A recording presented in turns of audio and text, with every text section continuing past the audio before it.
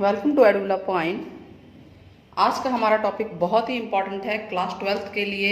Maths subject है। Exercise 4.6 कराने जा रही हूँ, जिसमें क्वेश्चन नंबर 7 से लेकर 16 तक हम लोग इनमें से क्वेश्चंस कवर करेंगे। बहुत इम्पॉर्टेंट टॉपिक है, आप वीडियो में एंड तक बने रहिएगा। साथ में चैनल को लाइक, सब्सक्राइब और शेयर करना ना भूलें। तो स्टार्ट करते हैं। क्वेश्चन जो आपको नज़र आया है 4.6 में, ये तो पहले वीडियो में मैं करा भी चुकी हूँ और ये अब सिलेबस से भी आउट हो चुका है। आप देखना चाहें तो देख सकते हैं। तो question number 7, solve the linear equation using matrix method. आपको मैट्रिक्स मेथड को यूज़ करना है। मैट्रिक्स मेथड को यूज़ करते हुए आपको क्या निकालना है, x की वैल्यू और y की वैल्यू। अगर x y z है तो x y z की वैल्यू निकालनी है। क्वेश्चन नंबर 7 स्टार्ट करते हैं। Question 7, 5x plus 2y equal to 4, 7x plus 3y equal to 5 है। ठीक, ये क्वेश्चन। चलिए, अब मैट्रिक्स मेथड क्या है। इससे पहले हमने रो ट्रांसफॉर्मेशन मेथड सीखा था, अब हम मैट्रिक्स मेथड सीख रहे हैं। मैट्रिक्स मेथड में क्या है, इसको हम जो है ax प्लस b की मैट्रिक्स मेथड देखिए पहले क्या होता है। ax इक्वल टू b होता है, जिसमें अगर x निकालना है तो आप ये a इनवर्स से दोनों तरफ मल्टीप्लाई करेंगे तो ये कैंसिल हो जाएगा, तो यहाँ पे आएगा a इनवर्स b। यानी अगर x की वैल्यू पुट करनी है, निकालनी है, तो x बराबर होता है a इनवर्स b। ये है मैट्रिक्स मेथड। अब यहाँ पर a, x और b क्या है, जो a मैट्रिक्स है वो है 5, 7, 2, 3। ठीक है, x ये सारे a के एलिमेंट्स हैं और x में क्या है, दो एलिमेंट है, दो वेरिएबल है, x और y। और साथ में b राइट हैंड साइड में आपके पास जो है 4, 5। ठीक, सबसे पहले इक्वेशन आपकी इस फॉर्म में होनी चाहिए। उसके बाद a, x और b पता लगा लो। नाउ हम जानते हैं कि भाई ax इक्वल टू b होता है, तो x इक्वल टू हो गया a इनवर्स b। इतना क्लियर है। नाउ a इनवर्स निकालना है। a इनवर्स पिछली वीडियो में भी बताया था मैंने। तो a इनवर्स निकालना है। इनवर्स के लिए सबसे पहले आप डिटर्मिनेंट निकालेंगे। डिटर्मिनेंट ऑफ a क्या आएगा, 5, 7, 2, 3 का डिटर्मिनेंट क्या होता है, क्रॉस करते हैं। 5 से 15 माइनस 14 तो 1 आ गया। इज नॉट इक्वल टू 0, ये 0 नहीं है तभी ये इनवर्स निकलेगा। a डिटर्मिनेंट a अगर 0 नहीं है तो it means a is non singular. Non singular का मतलब ये है कि आप a इनवर्स निकाल सकते हैं, यानी a इनवर्स एग्जिट करता है। एग्जिट करता है, ये प्रॉपर वे है लिखने का। अब a इनवर्स बराबर होता है 1 upon determinant a into adjoint of a। Clear है। a adjoint of a proper video में भी पाएगा। यहाँ पे हम आपको डायरेक्ट एडजॉइंट ऑफ a का बता देते हैं कि एडजॉइंट ऑफ a डायरेक्ट कैसे निकल सकता है। ठीक, जो आपके पास ये मैट्रिक्स है a, एडजॉइंट क्या होगा, जो सेकंड रो है वो फर्स्ट कॉलम बना दीजिए और फर्स्ट रो है उसे सेकंड कॉलम बना देंगे। इतना क्लियर है।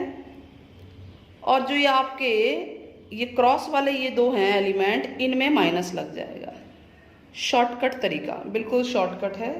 दोबारा सुन लीजिए। सेकंड रो फर्स्ट कॉलम बन गया और उसमें भी इसको पहले लिखना है, इसको बाद में। ठीक है, ऐसी फर्स्ट रो सेकंड कॉलम बन गया, उसमें भी इसी को पहले लिखना है, इसको बाद में। और जो आपके ये एलिमेंट है, यानी ये 1, 2 और 2, 1, ठीक है, जो नॉन इवन है, 2 बाई 2 के मैट्रिक्स में है, तो ये एडजॉइंट ऑफ a निकल गया। इजी, आराम से हो सकता है। एडजॉइंट ऑफ a आ गया तो अब a इनवर्स आप निकाल सकते हैं। a इनवर्स क्या होगा, 1 upon determinant a into adjoint of a, यही था ना। तो a इनवर्स, तो ये तो 1 ही है, तो एडजॉइंट ऑफ a इनवर्स आपका एज इट इज आ जाएगा 3 माइनस 7 माइनस 2, 5। चलिए, इतना क्लियर हो गया। नाउ x बराबर क्या है, x बराबर क्या है, x बराबर है a इनवर्स b। x की वैल्यू पुट कीजिए, क्या है इसका, x और y और ए इनवर्स आया आपका 3 -7 -2 और 5।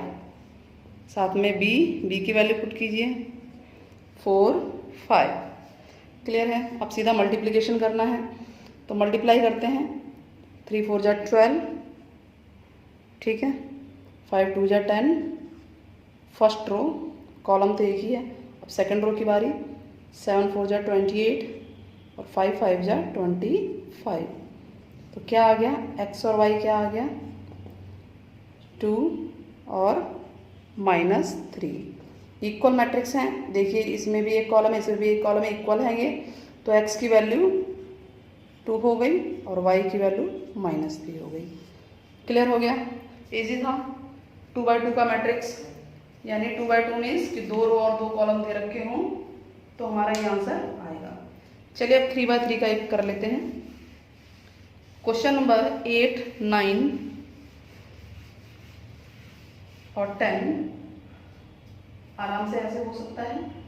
अब क्वेश्चन नंबर 11 हम ट्राई करते हैं, ठीक है। क्वेश्चन नंबर 11, चलिए क्वेश्चन नंबर 11 क्या है, 2x plus y plus z equal to 1, x minus 2y minus z equal to 3 by 2। अगला y और z दे रखा है तो उसमें x नहीं है तो x की वैल्यू s पे और 0 लिख सकते हैं। 0x minus 2y 0x plus 3y minus 5z equal to 9, ठीक है। मैच कर लेते हैं। 2x plus y plus z equal to 1, x minus 2y minus z equal to 3 by 2 and 0x plus 3y minus 5z equal to 9। चलिए now a क्या है, यहाँ पे जो भी वेरिएबल के आगे आपके कोफिशिएंट हैं वो a है। a है 2, यहाँ 1 और 1 है, 1 1, यहाँ भी 1 है, 1 -2 -2, ठीक। x 0 है यहाँ, 3 -5। a समझ में आ गया, क्लियर हो गया। चलिए अब x क्या है, x y z है इसके एलिमेंट्स, और b है आपका राइट हैंड साइड में जो एलिमेंट है 1 3 बाई 2 और 9। इतना तो क्लियर है। अब आगे बढ़ते हैं। अब हमें पता है कि ax इक्वल टू b होता है तो x inverse x equal to क्या आ जाएगा, a इनवर्स b, यानी हमें a इनवर्स निकालना है। तो a इनवर्स के लिए सबसे पहले डिटर्मिनेंट ऑफ a निकालेंगे। डिटर्मिनेंट, इसका डिटर्मिनेंट निकालेंगे डिटर्मिनेंट फॉर्म में करके। तो क्या होगा, डायरेक्ट लिख देती हूँ। 2 5 2 जा 10 प्लस यहाँ पे 1 है, यहाँ पर 1 है, सॉरी 5 2 जा 10 प्लस 3, ठीक है। फिर सेकंड वाला ये ले रहे हैं हम, -1 आएगा यहाँ पे। फिर क्या होता है, -5 प्लस 0 ही होगा, 1 को 0 से करेंगे। अब थर्ड एलिमेंट ले रहे हैं हम, प्लस का होगा क्योंकि इवन पावर होगी। तो ये आएगा, क्या आएगा, 3 1 जा 3 प्लस 0, क्लियर है। तो ये आ गया 13 2 जा 26, और ये माइनस और माइनस प्लस 5, ये तो 3 और 0 3 हो गया, 3 1 जा 3, तो 26 31 और 3 34, 34 आ गया हमारा, जो कि नॉन ज़ीरो है। इसका मतलब a इज़ नॉन सिंगुलर। याद रहे, नॉन सिंगुलर में इनवर्स एग्जिट करता है और सिंगुलर में एग्जिट नहीं करता। Non singular, non singular. तो इसका मतलब ये है कि a इनवर्स एग्जिट, अब a इनवर्स एग्जिट करता है तो a इनवर्स निकालेंगे हम। a इनवर्स निकालने के लिए हमें क्या निकालने को है, सारे a11 निकालने पड़ेंगे हमें, ठीक है। a11 निकालिए कोफैक्टर। तो a11 क्या होगा, -1 की पावर 2, ये दोनों पावर हो जाती है। पिछली वीडियो में आप देख सकते हैं किस तरह से हम एडजॉइंट ऑफ a निकाल रहे थे, ठीक है। या इसको अभी रहने देते हैं, पहले ही लिखते हैं कि a इनवर्स होगा क्या। a इनवर्स है 1/2 determinant A into adjoint of A. और एडजॉइंट ऑफ ए निकालने के लिए आपको सारे वैल्यूज इसकी निकालनी पड़ेगी, इसकी सारी वैल्यू निकालनी पड़ेगी आपको। तो A11 निकालना पड़ेगा, A12 निकालना पड़ेगा, A13, 21, 22, 23, 31, 32, 33, ये वैल्यूज आपको निकालनी पड़ेगी। ठीक है, चलिए निकालते हैं। 1 का मतलब है -1 की पावर, जो ये दोनों हैं इनको ऐड कर दिया जाता है आई और जे को, तो यहाँ भी वही होगा -1 की पावर 3, तो इसी तरह से -1 की पावर 4, ये सारे इसी तरह से होते जाएंगे। अभी हम करते हैं इसको। चलिए 1 का मतलब है कि आपका फर्स्ट वाला है ये, इस रो और कॉलम को छोड़ के क्या था, 5 दूनी 10, माइनस का प्लस हो गया, माइनस, और ये भी प्लस, तो ये 3 है, 13 हो गया, प्लस का ही 13 आएगा। ठीक है, आगे सेकंड वाला लीजिए, -5 + 0, तो ये -5 आएगा और एक माइनस यहाँ से आएगा, तो ये हो गया प्लस का 5। जल्दी जल्दी करते हैं क्योंकि हम करा भी चुके हैं पहले।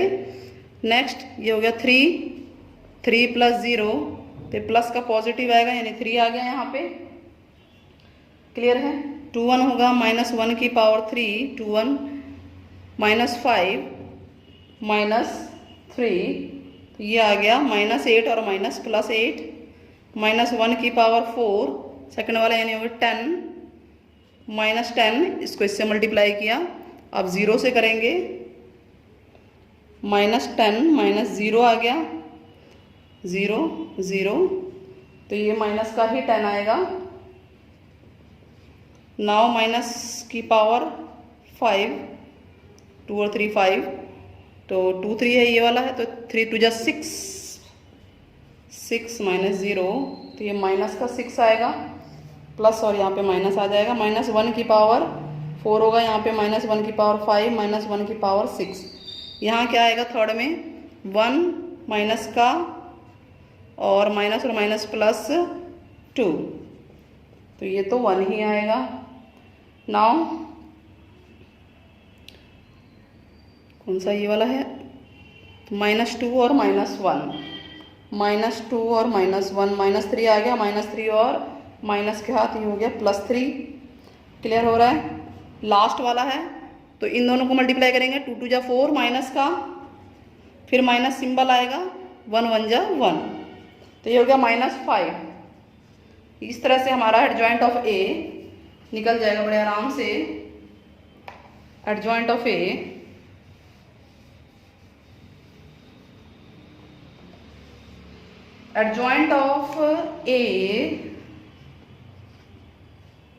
क्या होगा, A 1 1 1 2 1 3 2 1 2 2 2 3 3 1 3 2 3 3, यही था हमारा। क्लियर है। तो अब A11 क्या है, 13 5 3 8 -10, आप वहाँ से चेक कर लीजिए, -6 1 3 -5, ये आ गया। ठीक है। और A इनवर्स क्या है, A इनवर्स है 1/डिटर्मिनेंट A into adjoint of A। Determinant A क्या था, 34, हाँ 34 इंटू एडजॉइंट ऑफ A, ये होगा। ठीक है, इसको मल्टीप्लाई नहीं करते हम, ऐसे ही छोड़ देते हैं। x की वैल्यू निकालते हैं, x बराबर है A इनवर्स B, यही है ना। तो x की वैल्यू है एक्स वाई जेड,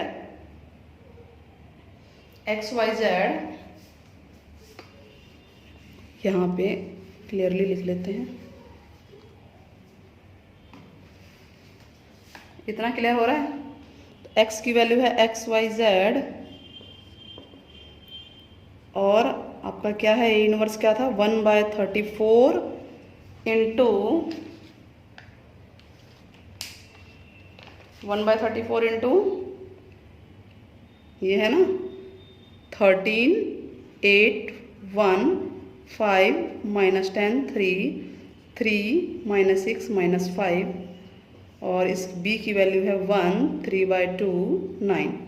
ध्यान रहे सब मल्टीप्लाई करने पे सेम ऐसा 1 कॉलम वाला बनना चाहिए, और अगर नहीं बना तो सवाल गलत है कहीं ना कहीं। 1 कॉलम वाला बनेगा सेम राइट हैंड साइड में, तभी तो आप इक्वल मैट्रिक्स में इक्वल कर पाएंगे। तो 1/34 तो आप यूँ ही छोड़ दीजिए। पहले इसको मल्टीप्लाई करते हैं, 13 और ये कितना हो जाएगा 8 इंटू 8 इंटू 3/2 डायरेक्ट देखिए 4, ये 12 आ गया, प्लस का 12 आ गया और प्लस 9। ठीक है, यही आएगा ना। तो ये आएगा क्या 13 और 12 25, 25 और 9 34। तो 34/34 हो जाएगा अगर हम 34 अंदर लेंगे तो। नेक्स्ट सेकंड रो को कॉलम से करेंगे 5। अब इसको इससे मल्टीप्लाई करो, -10 को 3/2 से करो, इससे काट दो, 5 आ गया यानी -15 आ गया। और 3 नेम 27, 27 5